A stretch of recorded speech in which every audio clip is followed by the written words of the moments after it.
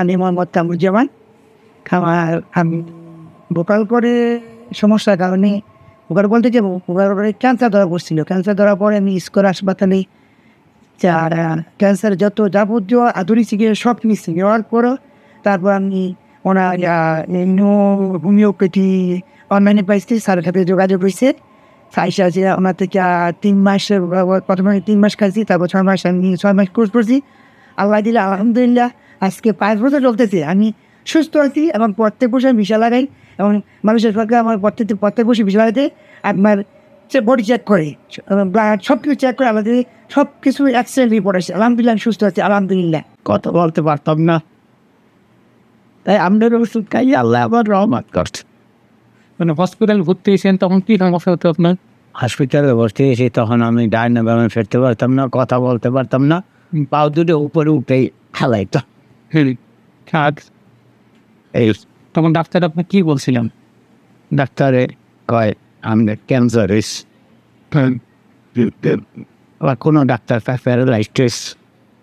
এই তারপর শোনো তো এরা কেমন হতে বলছে, কেমনই নে আমি ওষুধ খাওয়ার পরে আল্লাহ রহমত করছে।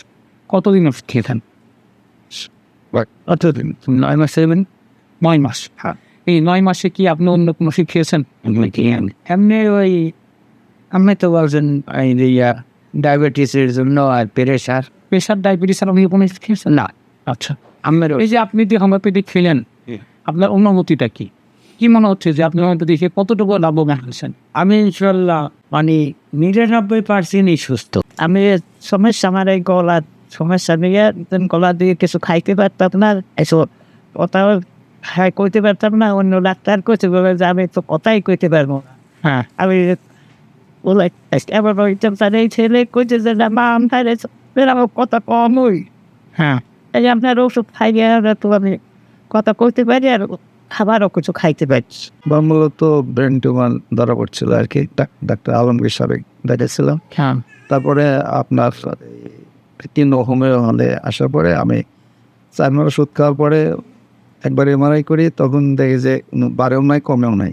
হ্যাঁ, তারপর পরবর্তী 4 মাসে পরে আবার এমআরআই করি, তখন আবার ছিল আগে ছিল 4.5 cm ইন্টু 4 cm, অর্থাৎ 18 স্কোয়ার cm ছিল।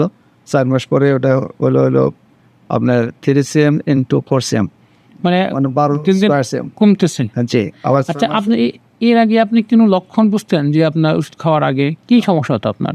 আমার মূলত প্রচন্ড মাথা ব্যথা হইতো, আর হলো হয়তো হাঁটতে গেলে মাথা পাক দিত, মানে ধাক্কা দিত সামনের দিকে, বা নামাজ পড়তে দাঁড়াইলে সামনের দিকে ধাক্কা দিত আর কি। এই এখন কত মাস ওষুধ খাচ্ছেন গাছ থেকে? তো আপনার কাছে ওষুধ খাচ্ছে 8-10 মাস। এই ভিতরে কোনো সিমটম আছে বা কোনো সমস্যা আছে? 3-4 মাস খাওয়ার পরের থেকে আর এই সিমটমগুলো খুব একটা নাই, মানে ধাক্কাটা নাই। হঠাৎ মাথা ব্যথা প্রায় কমে গেছিল, খুব একটা। আচ্ছা, আপনি কত আনা ভালো আছেন বা ছিলেন?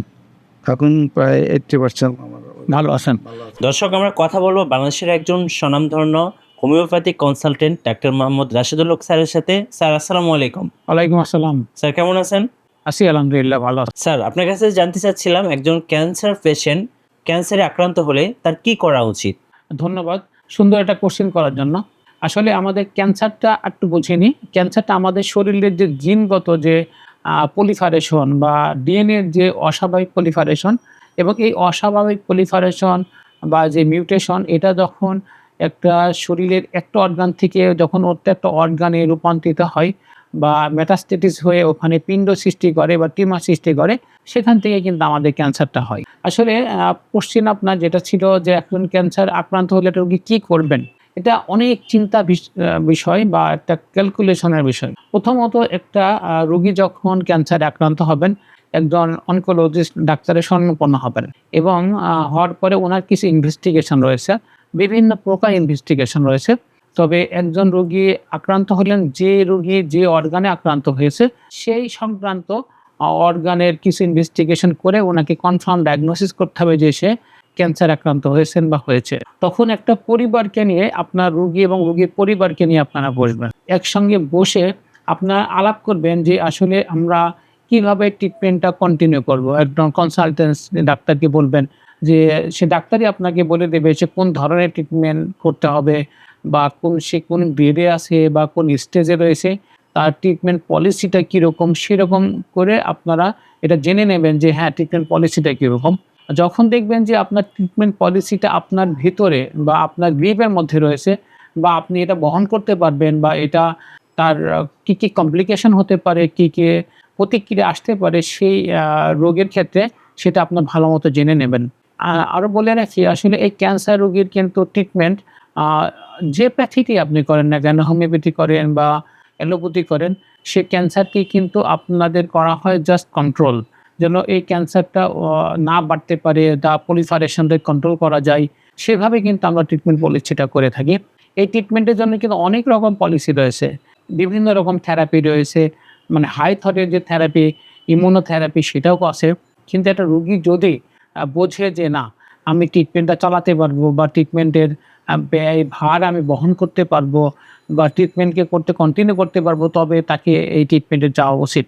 তবে যাই বলেন না কেন, যে ক্যান্সার হোক না, যে ক্যান্সার মেটাস্টেসিস হয়ে যায়, যে প্যাথিতেই করেন না কেন, যত থেরাপি আপনি দেন না কেন, এবার রিকারেন্টলি চলে আসে, তাকে কিন্তু ঠিকমতো আগের মতো করা যায় না।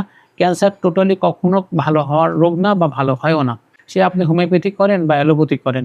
এখন একজন রোগী ক্যান্সার আক্রান্ত হলে তার ইকোনমিক্যাল অবস্থান আপনাকে বুঝতে হবে বা জানতে হবে যে আসলে ওই পলিসি বা ওই পদ্ধতি গ্রহণ করতে পারবেন কিনা। তবে যদি সে বহন করতে পারেন, সে ওই পথে যাবেন। যদি মনে করেন যে না আমি বহন করতে পারবো না বা আমার এর সাইড ইফেক্ট আমার জন্য বহন করা কষ্ট, তখন কিন্তু উনি হোমিওপ্যাথিতে ট্রিটমেন্ট নিতে পারবেন। হোমিওপ্যাথিতেও কিন্তু ঠিক একই রকম যতটুকু সম্ভব চেষ্টা করা হয় যে রুগীকে কন্ট্রোল করার জন্য বা রুগীকে তার বিভিন্ন রকম সাইড ইফেক্টগুলো কন্ট্রোল রেখে তার রুগীকে সুস্থ রেখে সামনের দিকে এগোনো যায় বা তাকে কন্ট্রোল করে তার কমপ্লিকেশনগুলো কিন্তু রিডিউস করা যায়, সেভাবে কিন্তু হোমিওপ্যাথিক ট্রিটমেন্টগুলো করা হয় বা করা যায়।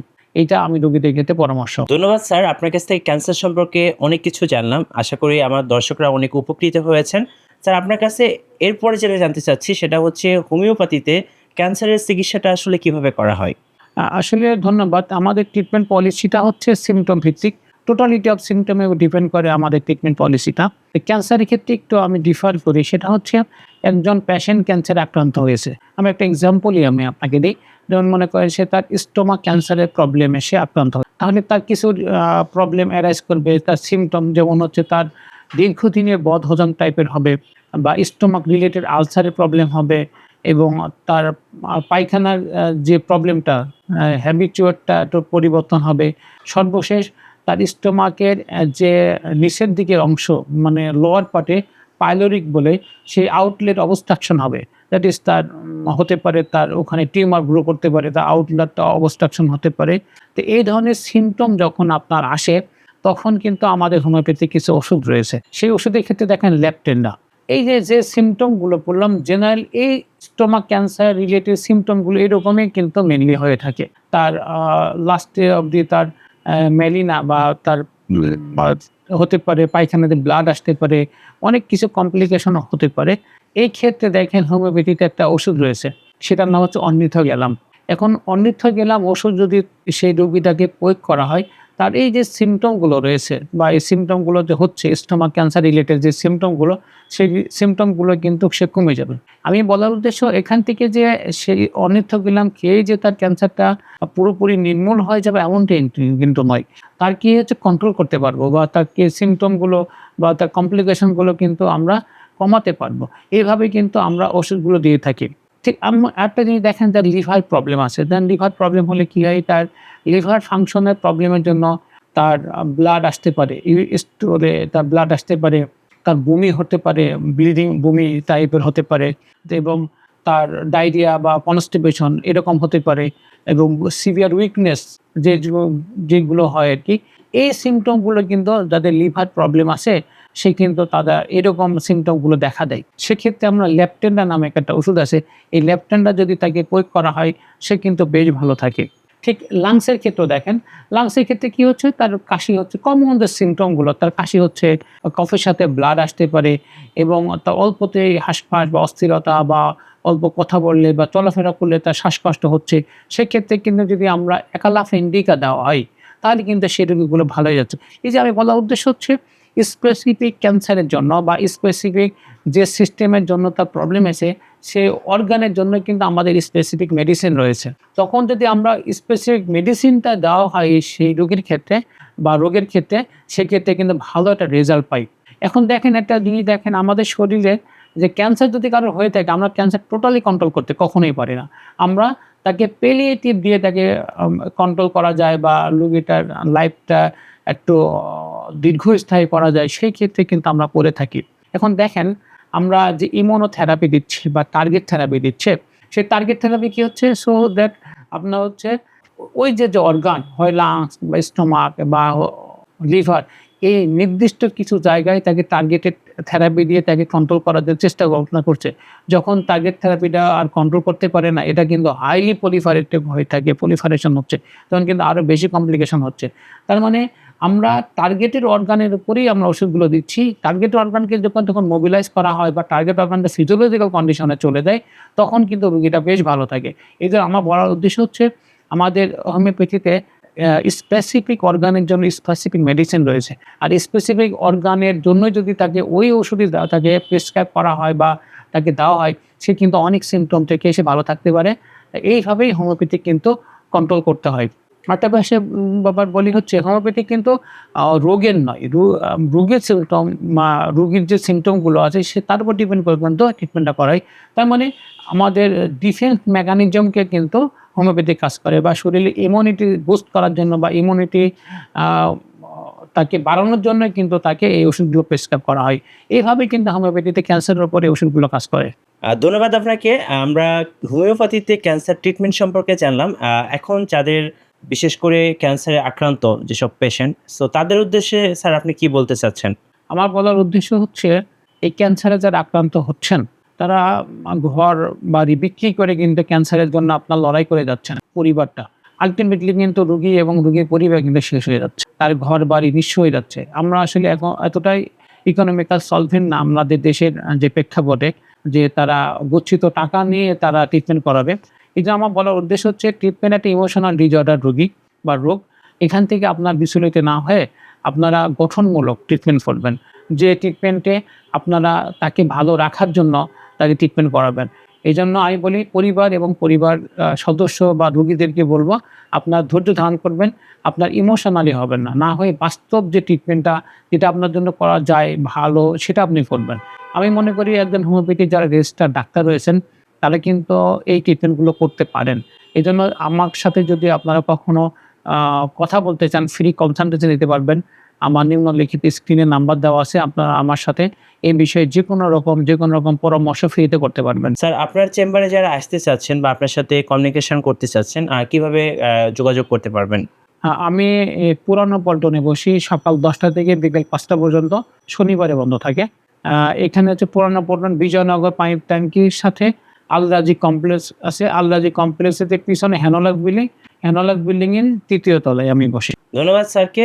সো পরবর্তীতে আমরা নতুন কোনো টপিকস নিয়ে কথা বলবো। সবাই ভালো থাকবেন, সুস্থ থাকবেন। আল্লাহ হাফেজ।